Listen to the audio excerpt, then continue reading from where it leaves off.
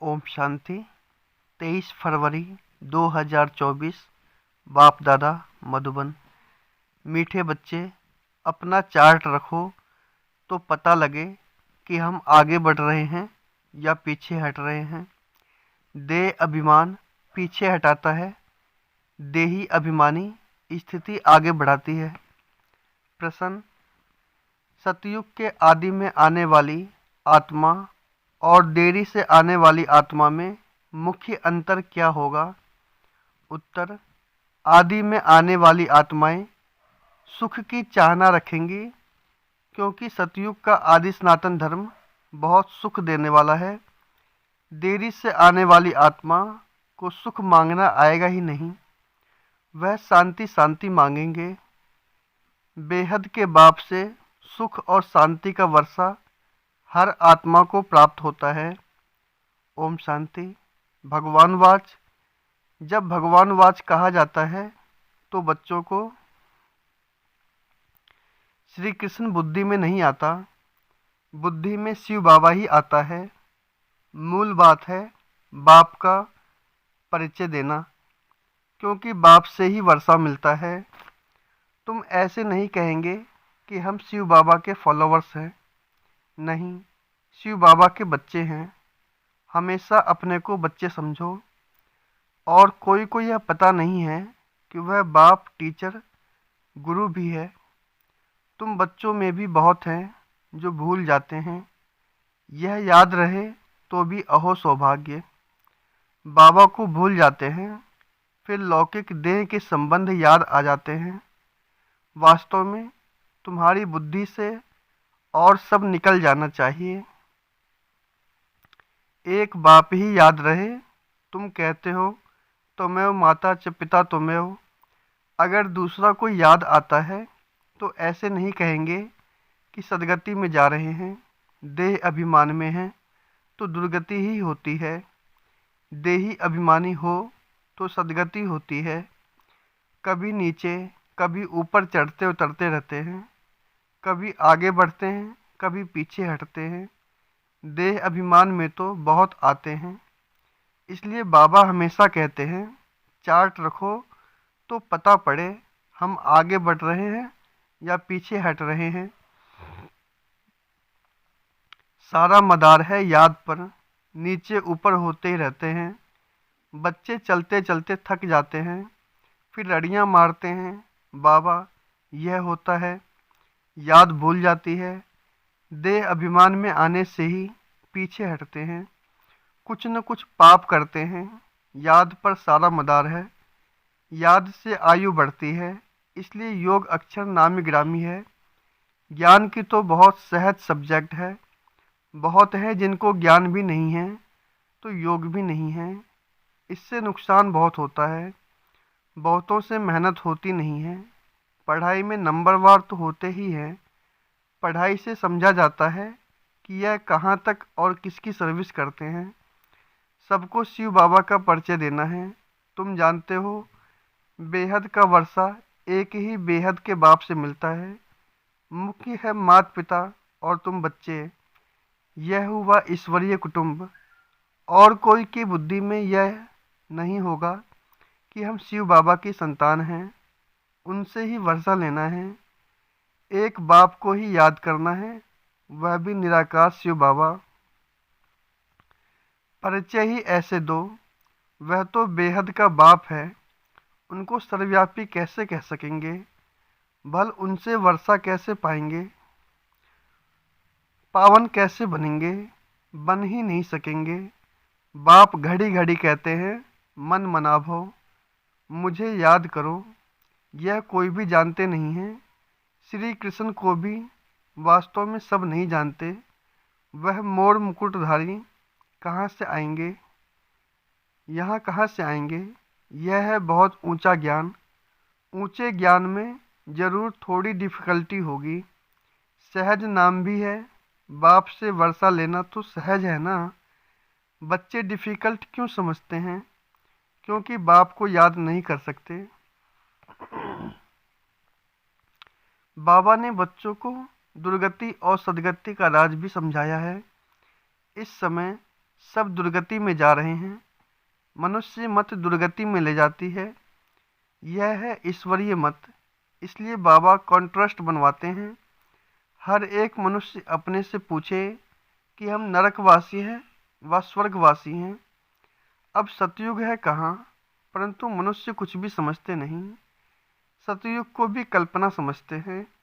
अनेक मत हैं। अनेक मत से दुर्गति होती है, एक मत से सद्गति होती है। यह तो बहुत अच्छा स्लोगन है। मनुष्य मनुष्य को दुर्गति में ले जाते हैं। एक ईश्वर सभी को सद्गति देते हैं। तो तुम शुभ बोलते हो ना, बाप की महिमा करते हो। वह सर्व का बाप है, सबकी सद्गति करते हैं। बच्चों को बाप ने बहुत समझाया है। भल प्रभात फेरी निकालो, बोलो हेवनली गॉड फादर हमको यह पद प्राप्त करा रहे हैं। अब नरक का अंत आने वाला है। समझाने में मेहनत तो करनी पड़ती है। एरोप्लेन से पर्चे गिरा सकते हो। हम तो एक ही बाप की महिमा करते हैं, वो ही सर्व का सद्गति दाता है। बाप कहते हैं, बच्चे मैं तुमको सद्गति देता हूँ, फिर तुमको दुर्गति देने वाला कौन? कहा जाता है आधा कलफ है हेवन, फिर हेल। रावण राज्य माना ही आसुरी राज्य, नीचे ही गिरते आते हैं। उल्टी रावण की मत से पतित पावन तो एक ही बाप है। हम बाप से विश्व का मालिक बन रहे हैं। इस शरीर से भी मोह निकाल देना है। अगर हंस बगुले इकट्ठे होंगे तो मोह कैसे निकलेगा? हर एक की सरकमस्टांस देखी जाती है। हिम्मत है, अपना शरीर निर्वाह आप ही कर सकते हो, तो फिर ज़्यादा झंझट में क्यों फंसते हो? पेट बहुत नहीं खाता है, बस 2 रोटी खाओ और कोई फुरना नहीं। फिर भी अपने से प्रण कर लेना चाहिए कि बाप को ही याद करना है, जिससे सब विक्रम विनाश हो जाएं। इसका मतलब यह नहीं कि धंधा नहीं करना है। धंधा नहीं करेंगे तो पैसे कहाँ से आएगा? भीख तो नहीं मांगना है। यह तो घर है, शिव बाबा के भंडारे से खाते हैं। अगर सर्विस नहीं करते हैं तो मुफ्त में खाते हैं, तो गोया भीख पर चलना होता है। 21 जन्म फिर सर्विस करनी पड़ेगी। राजा से लेकर रंक तक सब यहाँ हैं, वहाँ भी हैं, परंतु वहाँ सदैव सुख है, यहाँ सदैव दुख है। पोजीशन तो होती है ना। बाप से पूरा योग रखना है, सर्विस करनी है। दिल से पूछना है कि हम यज्ञ की कितनी सेवा करते हैं। कहते हैं ईश्वर के पास सब हिसाब बना बनाया है, उसको साक्षी होकर देखा जाता है कि इस चलन से क्या पद पाएंगे। यह भी समझ सकते हैं कि श्रीमत पर चलने से कितना ऊंच पद पाएंगे, ना चलने से कितना कम पद हो जाता है। यह सब समझने की बातें हैं। तुम्हारे पास प्रदर्शनी में कोई भी धर्म वाला आता है, बोलो बेहद के बाप से बेहद के सुख शांति का वर्षा मिलता है। बेहद का बाप ही शांति दाता है, उनको ही कहते हैं शांति देवा। अब कोई जड़ चित्र थोड़ी शांति दे सकेगा। बाप कहते हैं तुम्हारा स्वधर्म है शांत, तुम शांति धाम में जाना चाहते हो। कहते हो शिव बाबा शांति दो, तो बाप क्यों नहीं देंगे? क्या बाप वर्षा नहीं देंगे बच्चों को? कहते हैं शिव बाबा सुख दो, वह तो हेवन स्थापन करने वाला है, तो सुख क्यों नहीं देंगे? उनको याद ही नहीं करेंगे, उनसे मांगेंगे ही नहीं, तो वह देंगे भी क्या? शांति का सागर तो बाबा ही है ना। तुम सुख चाहते हो, बाप कहते हैं शांति के बाद फिर सुख में आना है। पहले पहले जो आएंगे वह सुख पाएंगे। देरी से आने वालों को सुख मांगना आएगा ही नहीं, वह मुक्ति ही मांगेंगे। पहले सब मुक्ति में जाएंगे, वहाँ तो दुख होगा ही नहीं। तुम जानते हो हम मुक्ति धाम में जाकर फिर जीवन मुक्ति में आएंगे, बाकी सब मुक्ति में चले जाएंगे। इसको कयामत का समय कहा जाता है। सबका हिसाब किताब चुकतू होने वाला है। जानवरों का भी हिसाब किताब होता है ना। कोई कोई राजाओं के पास रहते हैं, उन्हों की कितनी पालना होती है। रेस के घोड़ों की कितनी संभाल होती है, क्योंकि घोड़े तीखे होंगे तो कमाई अच्छी होगी, धनी जरूर प्यार करेंगे। यह भी ड्रामा में नूद है, वहाँ यह होता ही नहीं है। यह रेस आदि बाद में शुरू हुई। यह सारा बना बनाया खेल है। सृष्टि के आदि मध्य अंत को भी अब तुम जान गए हो। आदि में बहुत थोड़े मनुष्य होंगे, हम विश्व पर राज्य करते रहेंगे। हर एक समझ सकते हैं कि हम बन सकते हैं व नहीं। हम बहुतों का कल्याण करते हैं, इसमें मेहनत करनी पड़े। जबकि बाप मिला है, दुनिया वाले तो आपस में लड़ते झगड़ते रहते हैं, विनाश के लिए क्या क्या बनाते रहते हैं। ऐसे ऐसे बॉम्ब्स बनाते हैं जिससे आग लग जाए। बम्भोर को आग कोई कम थोड़ी ही लगेगी, बुझाने वाला कोई रहेगा नहीं। ढेर बॉम्ब्स बनाते रहते हैं, उसमें गैस पॉइजन आदि डालते हैं, जो हवा चलने से ही सब खत्म हो जाएंगे।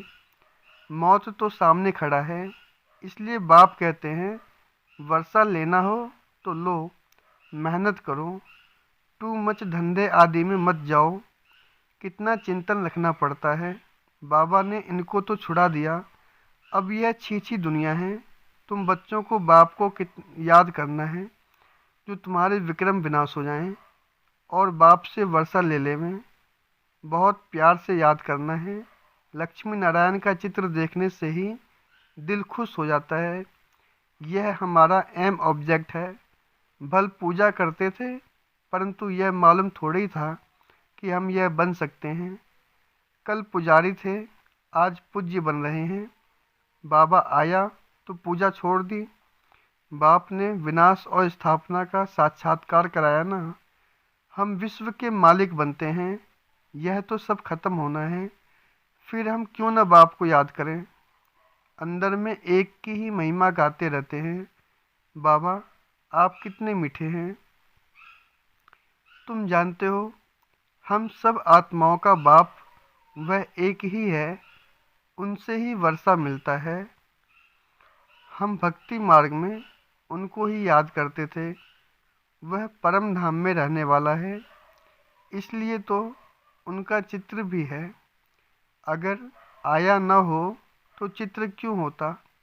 शिव जयंती भी मनाते हैं, उनको कहा ही जाता है परम पिता परमात्मा।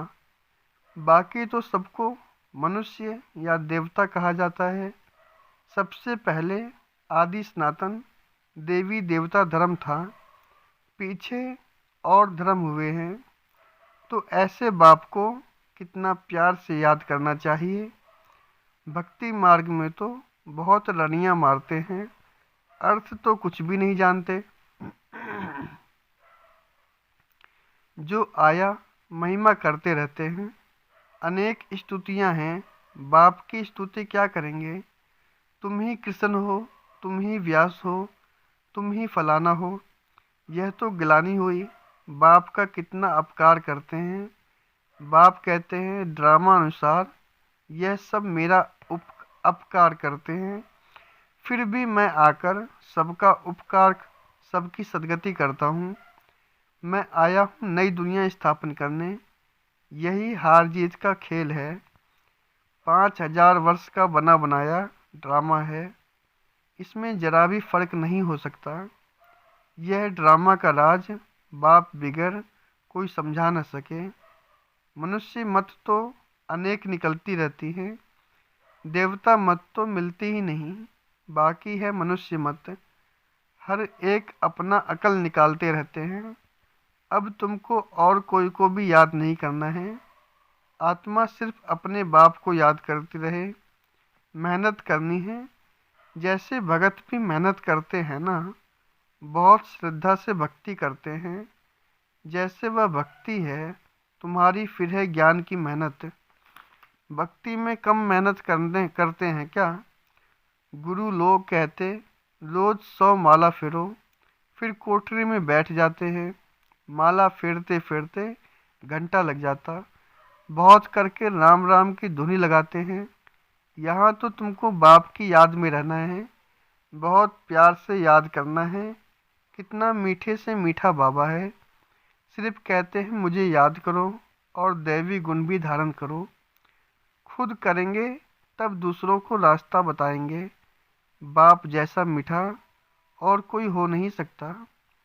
कलप के बाद तुमको मीठा बाबा मिलता है।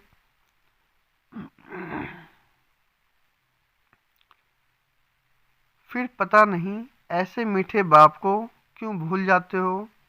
बाप स्वर्ग का रचयिता है तो तुम भी जरूर स्वर्ग के मालिक बनते हो। परंतु कट जंक उतारने के लिए बाप को याद करो। न याद करने की ऐसी कौन सी मुसीबत आती है? कारण बताओ, क्या बाप को याद करना डिफ़िकल्ट है?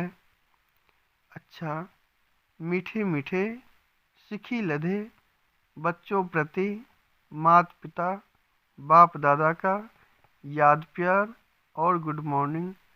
रूहानी बाप की रूहानी बच्चों को नमस्ते।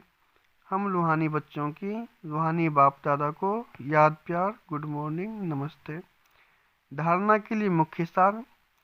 पहला, शरीर निर्वाह अर्थ कर्म जरूर करो, लेकिन टू मच झंझटों में नहीं फंसना है। ऐसा चिंतन धंधे आदि का न हो जो बाप की याद ही भूल जाए। दूसरा पॉइंट, अनेक मनुष्य मतों को छोड़ एक बाप की मत पर चलना है। एक बाप की महिमा गानी है। एक बाप को ही प्यार करना है। बाकी सबसे मोह निकाल देना है। वरदान, बेहद की वैराग्य वृत्ति द्वारा पुराने संस्कारों के वार से सेफ रहने वाले मास्टर नॉलेजफुल भव। पुराने संस्कारों के कारण सेवा में या भिन्न भिन्न रूप से अपनी तरफ आकर्षित करते हैं।